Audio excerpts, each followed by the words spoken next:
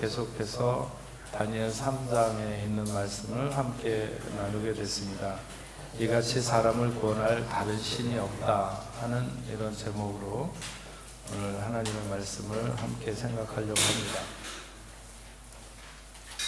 바다에 던져져서 물고기 뱃속에 들어갔다가 살아난 요나나 배고픈 사자 굴속에 던져졌다가 살아나온 다니엘의 경우에는 둘 다 살아나오기 힘든 그런 환경 가운데 하나님의 특별한 구원하심이 작용해서 건지심을 받았지만, 그래도 물고기 뱃속에, 그 물고기가 얼마나 물고기인지는 잘 모르지만 어쨌든 물고기 뱃속에 한 사람 정도 숨을 숨쉬고 거주할 수 있는, 이게 배가 뒤집히면 생기는 어떤 에어포켓 같은 것이 있어서 그 속에서 요나가 3일 동안 지내다 나왔다고도 볼 수 있고, 다니엘을 맞았던 배고픈 사자들, 정말 배는 고팠었는데 다니엘이 들어오는 순간에 갑자기 입맛이 없어지고, 또 다니엘이 유독 맛이 없어 보여서 잡아먹지 않았던지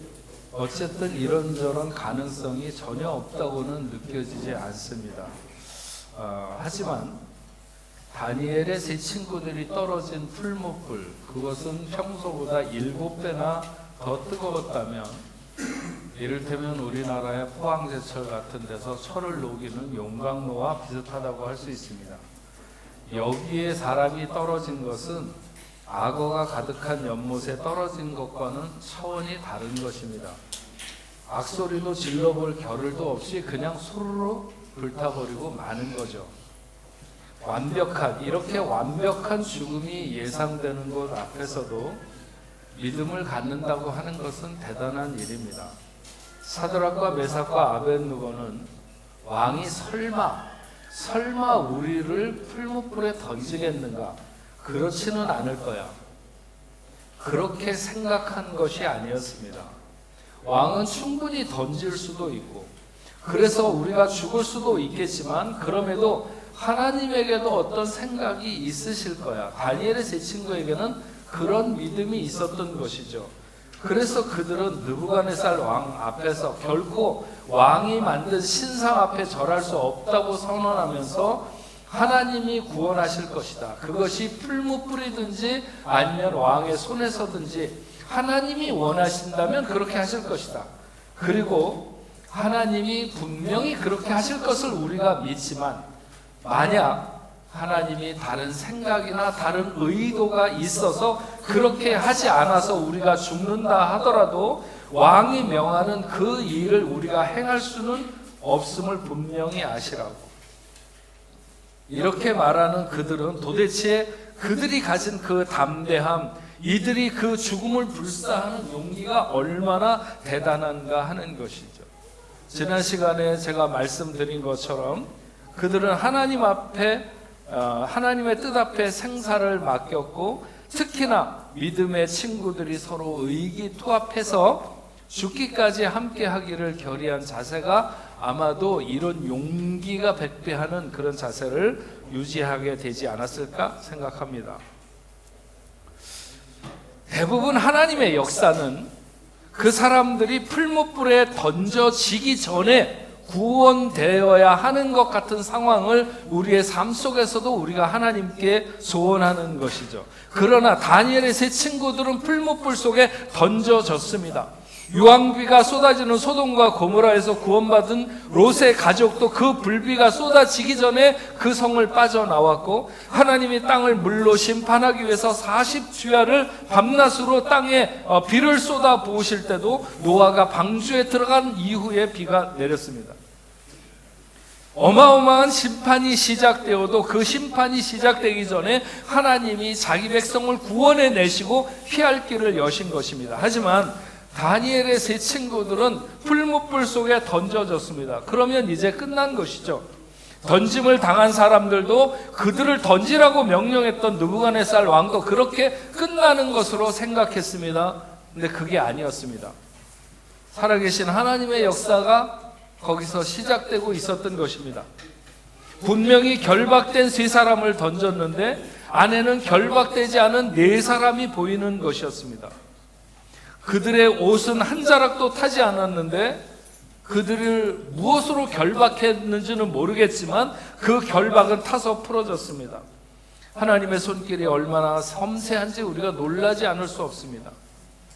하지만 그 용광로 속 같은 곳에서 그의 머리카락 하나도 그을리지 않게 하시는 하나님이 그들을 묶고 있는 줄이 쇠줄이든지 아니면 무슨 동아줄이든지 간에 그것을 태우고 그것을 타지 않도록 구별하는 것이 그리 어려울 것 같지는 않습니다. 70인역 성경이라는 것이 있습니다. 주전 200~300년경에 최초로 번역된 성경, 그러니까 성경은 최초의 히브리어로, 모음이 없는 히브리어로 기록되어 있습니다. 근데 그 성경을 번역한 성경인데 거기에 보면 오늘 이 말씀에 다니엘의 세 친구들이 그 불 속에서 구원의 송가를 부른 것으로 삽입이 되어 있습니다. 그러니까 느부갓네살은 그들이 그 안에서 부르는 노래소리를 듣고 그들이 살아있는 것을 알게 되었다고 하는 것이죠. 마치 빌립보 감옥에서 바울과 실라가 깊은 밤 감옥에서 찬송을 했던 것처럼, 만약 풀무불에 떨어진 그들이 자신들이 그 불 속에서도 죽지 않고 살아있음을 확인하는 순간 그 사람들이 뭐를 했을까요? 하나님을 노래했겠죠. 하나님을 찬송했을 것이 너무나도 당연합니다. 아니라면 어쩌면 그들은 불 속에 던져지기 위해서 끌려갈 때부터 그들은 찬송을 했는지도 모릅니다. 병원에 큰 수술하러 들어가기 전에 이렇게 잠깐 기도하는데, 기도하면 사람마다 각자가 다 이렇게 하는 게 있잖아요. 어떤 사람은 주기도문을 외우면서 이렇게 수술을 받으러 들어가면 그렇게 해갖고 이렇게 주사 마취제가 들어가고 그러면 나올 때도 주기도문을 중얼거리면서 이렇게 깬다는 거예요. 그러니까 이제 뭘 하면서 이렇게 들어가는 것이 있는데, 아마 이 사람들은 끌려갈 때서부터 찬송을 하며 갔는지도 모릅니다. 초대교회 많은 순교자들이 로마의 원형 경기장 같은 곳에 끌려 나와서 사자의 밥이 되거나 불에 태워져서 순교를 당하는 많은 그리스도인들이 그렇게 노래를 부르면서 순교의 장으로 갔습니다. 그래서 그들을 죽이는 사람들이 로마의 황제가 더욱 약올라 했던 것이죠. 저 죽어가면서 노래를 하는 자들을 봐라, 그런 것이죠. 그렇다면 불에 떨어진 그들에게서 노래소리가 그쳐야 하는데 계속해서 들릴 때 사람들은 환청이 들리나? 이렇게 생각했을지도 모르죠. 하지만 가만히 보니까 그 불 속에서 움직이는 사람들이 넷이 있었다는 것입니다. 느부갓네살 왕은 우리가 불에 던진 사람은 3명이 아니냐 확인을 했고 신하들도 그렇다고 했습니다. 그런데 분명히 불 속에는 4명이 있었고 그 중에 1명은 마치 신의 아들과 같았다. 그 넷째, 신의 아들과 같은 이가 누구인가?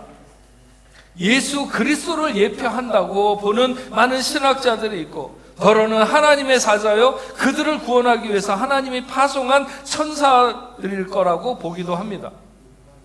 다만 아직 그리스도가 그때는 세상에 오시기 전이었기 때문에 느부갓네살이든지 누구든지 그 존재를 자세히 알기는 어려웠을 것입니다. 그럼에도 불구하고 그분이 우리의 유일한 구원자 되시는 예수 그리스도를 예표하는 것으로 보는 것은 큰 무리가 없다고 봅니다. 누구든 인생을 심판의 불에서 건져내실 분은 오직 예수뿐입니다. 그래서 느부갓네살이 신의 아들 같다고 하는 표현이 비록 이방의 왕이었지만 그는 아마도 진실을 말하고 있는 것이다, 이렇게 볼 수 있는 것이죠. 느부갓네살 왕은 맹렬히 타는 풀무 가까이 가서 다니엘의 세 친구를 불렀습니다. 지극히 높으신 하나님의 종 사드락 메삭 아벳느고야, 나와서 이리로 오라. 그래서 그들이 나왔는데 나라의 모든 관리들과 함께 잘 살펴보았는데 불이 그들을 해하지 못했을 뿐만 아니라 머리털도 그을리지 아니하였고 겉옷 빛도 변하지 아니하였고 불탄 냄새도 없었다. 불향도 안 입혀졌어요. 왕도 놀랐고 관리들도 놀랐습니다. 왜냐하면 지금껏 저렇게 뜨거운 풀무불 가운데서 조금도 그을림도 없이 살아나온 사람이 없기 때문입니다. 얼마나 불이 뜨거웠겠는가 하는 것은 바로 얼마 전에 그들을 그 불 속에 떨어뜨리기 위해서 양편에서 잡고 가던 사람들이 불에 타 죽은 것으로 우리는 충분히 알 수 있습니다. 하지만 사드락과 메삭과 아벳느고는 묶였던 결박이 풀어졌을 뿐 그 어디에도 불이 그를 해하지 못했습니다. 그때서야 왕은 그들이 자기에게 한 말을 기억했을 것입니다. 17절에 있는 말씀을 우리가 다시 한번 보면 그들은 이렇게 말했습니다. 왕이여, 우리가 섬기는 하나님이 계시다면 우리를 맹렬히 타는 풀무불 가운데서 능히 건져내시겠고 왕의 손에서도 건져내시리이다.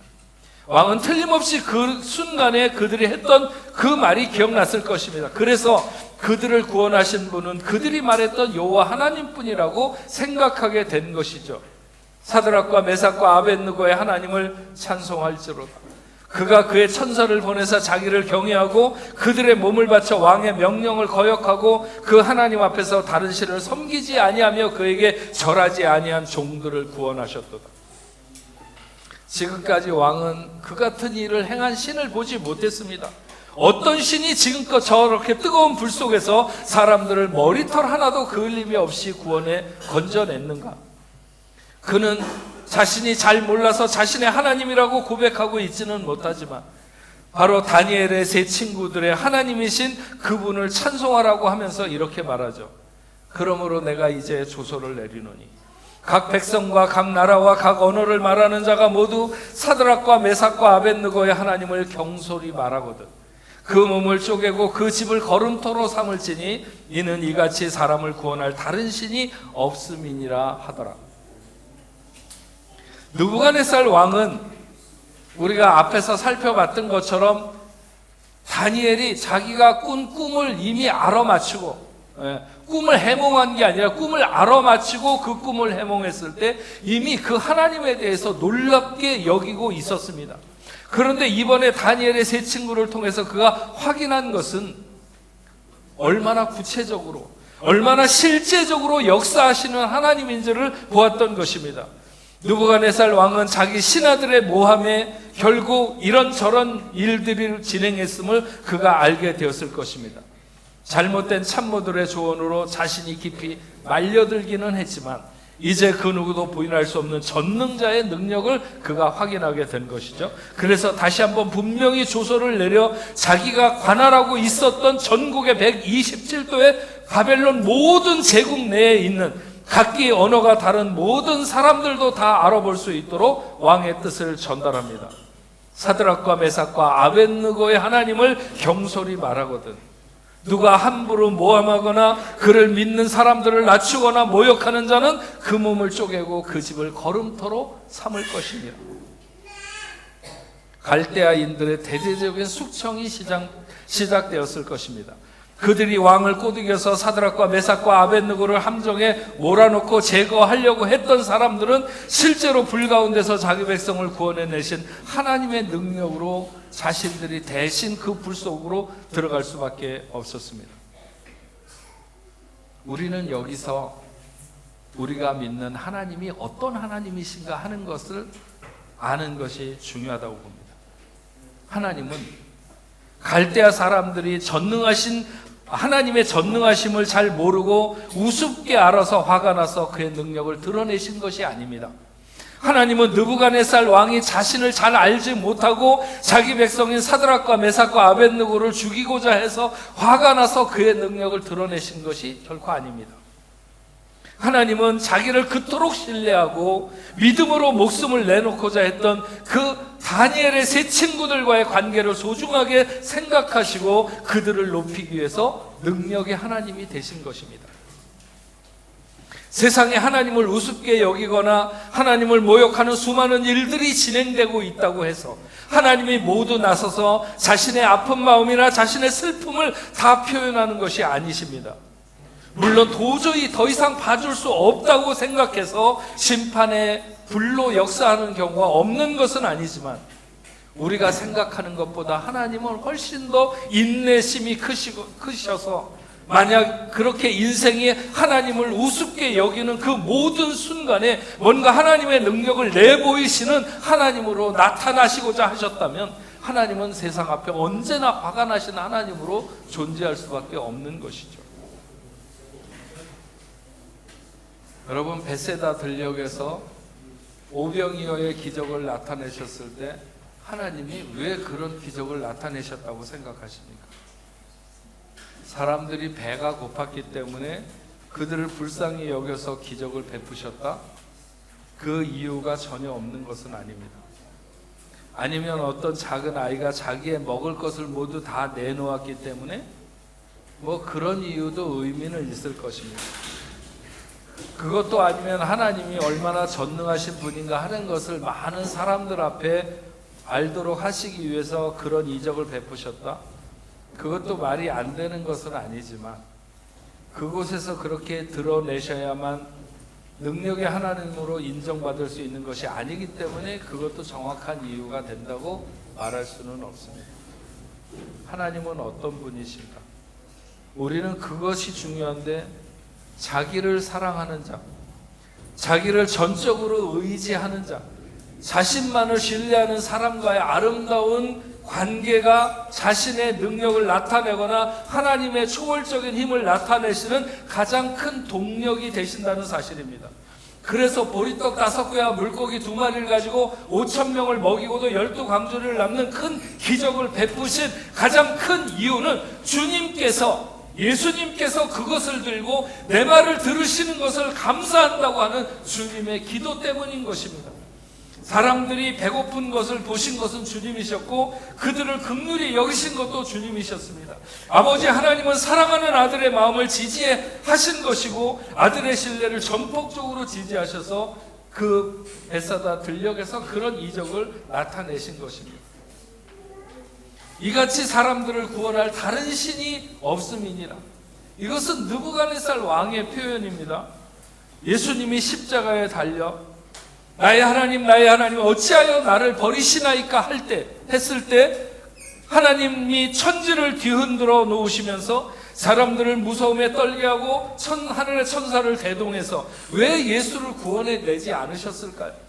십자가 밑에서 사람들이 조롱하면서 내려오라 그러면 우리가 믿겠노라, 자기 하나도 구원하지 못하는 자가 어떻게 남을 구원하겠느냐 이렇게 말할 때 왜 하나님이 그들을 불러 태우시고 모든 사람들을 눈을 멀게 하시거나 모든 사람의 입을 막아서 벙어리가 되게 하지 않았을까요? 이유는 단 한 가지입니다. 사랑을 이루기 위하신 것이죠. 이같이 사람을 구원할 다른 신이 없음이라고 하는 그분은 사랑을 지켜내는 것을 가장 중요하게 생각하시는 분이십니다. 풀무불에서 다니엘의 세 친구를 살리신 것이 그들을 모함했던 사람들을 혼내기 위해서 나타내신 하나님이 결코 아니라고 하는 것입니다. 하나님은 바로 다니엘의 세 친구들에게 내가 너희 하나님이라, 너희가 그렇게 신뢰하고 사랑하는 그대로 나도 너희를 그렇게 믿고 너희를 그렇게 사랑한다, 그렇게 말씀하시기 위해서 그들을 풀무불 속에서 건져내신 것입니다. 이 같은 신이 있는가? 이렇게 사람을 구원할 다른 신은 없다는 것이죠. 우리가 믿는 하나님, 우리가 그분에게 어떤 신뢰와 사랑을 보내는가? 다니엘의 세 친구들처럼 풀무불 속에 들어가도 나는 하나님에게서 고개를 돌릴 수 없고 주만 바라보겠다고 하는 그 사람을 결코 외면하지 아니하시는 하나님인 것을 우리가 알아야 할 것입니다. 30절 말씀에 보면 왕이 드디어 사드락과 메삭과 아벳느고를 바벨론 지방에서 더욱 높이니라. 과연 이것을 왕이 그들을 높였다고 말할 수 있을까요? 왕은 그들을 죽이려고 불에 던지라고 명령했던 사람입니다. 사드락과 메삭과 아벳느고를 바벨론 모든 지방에서 높인 것은 하나님이시죠. 그들이 풀무불 가운데서 살아나온 것이 하나님의 보상은 아닙니다. 왜냐하면 그들이 처음부터 왕의 말을 듣고 왕이 세운 신상에게 절을 했으면 그들이 그렇게 불 속에 던져지는 일은 애초에 없었을 것이기 때문입니다. 하나님은 그들이 살아가는 삶의 현장에서 많은 사람들 가운데 더욱 그들을 높아지게 한 것이 하나님의 보상이라면 보상일 수 있죠. 이런 것을 보면 우리의 삶에 하나님으로 인하여 우리가 어떤 고난을 당한다고 하는 것은 우리가 만약 믿음으로만 반응할 수 있다면 그것은 반드시 축복의 통로가 된다고 하는 사실을 잊어서는 안 됩니다. 의를 위하여 고난을 당한다고 하는 것이 바로 그런 것이겠죠. 만약 그 고난의 순간에 우리가 믿음으로 반응하지 못하면 우리는 고난 앞에 무너지는 삶이 되겠지만, 그러나 우리가 고난을 만약 다니엘의 세 친구들처럼 하나님에 대한 절대적인 신뢰로 하나님 앞에 목숨조차 걸 수 있게 된다면 하나님은 그들을 그 시대에 더욱 높이실 것을, 하나님은 오늘 우리가 살아가는 이 시대에서 우리를 더욱 높이실 것이 분명하다고 하는 것이죠. 여러분, 오늘 말씀에서 느부갓네살 왕이 신의 아들 같았다고 하는 그 네 번째, 그분이 불 가운데로 찾아오셨다고 하는 것을 여러분이 조용히 묵상해 보면 그것은 놀라운 은혜입니다. 그분은 불밖에 얼굴을 내밀지도 않으셨습니다. 전능하신 하나님은 인간의 손길로도 가능한 시간이라든지 가능한 환경보다는 인간의 힘이 미치지 않는 시간과 환경에 역사하는 것을 좋아하시는 하나님이다. 저는 늘 그렇게 생각합니다. 사람이 구원할 수 있거나 사람이 뭔가 힘써서 되는 일에 하나님도 끼어서 같이 나타나기를 원하시는 것이 아니라 인생의 힘으로는 안 되는 일을 하나님이 나서기를 원하신다고 하는 것을 우리는 알 수 있습니다. 오직 하나님만이 위로가 되고 하나님만이 힘이 될 수 있는, 지독하게 우리에게 힘들고 아픈 시간, 아무도 위로가 안 되고 아무도 힘이 안 되는 그런 시간에 바로 그곳으로 찾아오시는 하나님. 어떤 사람에게 주님이, 왜 옛날에 우리가 많이 듣던 얘기 중에 하나 그런 게 있어요. 어떤 사람이 주님이 꿈에 나타나셔가지고 자기와 동행한 인생길을 쫙 이렇게 보여주는데 주님의 발자국과 자신의 발자국이 나란히 이렇게 찍혀 있는 거예요. 근데 어느 순간에 보니까 자기 혼자서 가는 발자국이 없어졌어요. 한 사람만 있고. 그래서 생각을 해보니까 자신의 인생에 있어서 정말 견딜 수 없어 너무 힘들고 어려운 순간에 발자국이 없어진 거죠. 그래서 아니, 내 인생에서 내가 가장 힘든 순간에 왜 같이 해주시지 않았느냐고 그렇게 물었더니 주님이 그건 네 발자국이 아니라 내 발자국이다. 내가 너를 업고 걸어간 그 시간이라고 그렇게 얘기했다는 것을 우리가 알고 있습니다. 풀무불 가운데 찾아오신 주님, 우리 인생에서 그 누구도, 누가 풀무불 가운데로 찾아오겠습니까? 내가 고난당한다고 해서. 그 누구도 찾아올 수 없고 힘도 될 수 없고 구원도 될 수 없는 시간, 바로 그 시간에 그 자리에 찾아오셔서 함께 해주시고 보호해 주시고 지켜주시고 구원해 내시는 이같이 사람을 구원하실 신은 없다는 거예요. 없어요. 없습니다. 오직 우리의 유일한 구원자, 꺼지지 않는 불꽃 가운데 찾아오셔서 우리를 구원해 내신 주님, 그분뿐이신 것이죠. 다니엘의 세 친구들은 그런 주님을 맞기에 충분한 믿음을 내보였습니다. 우리도 그런 믿음과 신뢰를 주님께 드린다면 우리가 세상을 살아가면서 어떤 환난을 만나거나 어떤 고난의 현장에 있어도 주님은 그곳으로 반드시 찾아오실 것입니다. 그래서 우리를 구원해 내실 줄로 믿습니다. 오늘도 그 진실하신 믿음을 주께 내보이며 살아가는 저와 여러분, 오늘 이 자리에 함께 예배하는 여러분들 모두 되시기를 주님의 이름으로 축원합니다. 우리 같이 찬양하겠습니다. 말씀을 생각하면서 하나님 한 번도 나를 실망시킨 적 없으시고 언제나 공평과 은혜로 나를 지키셨네. 오 신실하신 주, 오 신실하신 주, 내 너를 떠나지도 않으리라, 내 너를 버리지도 않으리라. 약속하셨던 주님, 그 약속을 지키사 이후로 영원토록 나를 지키시리라 확신하네. 우리 같이 찬양하겠습니다.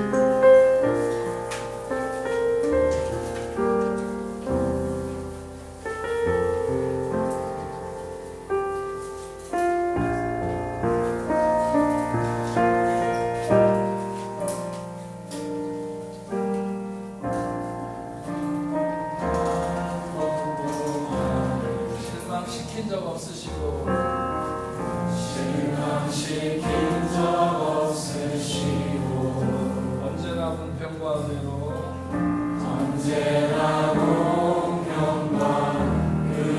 은혜로 나를 지키셨네. 다시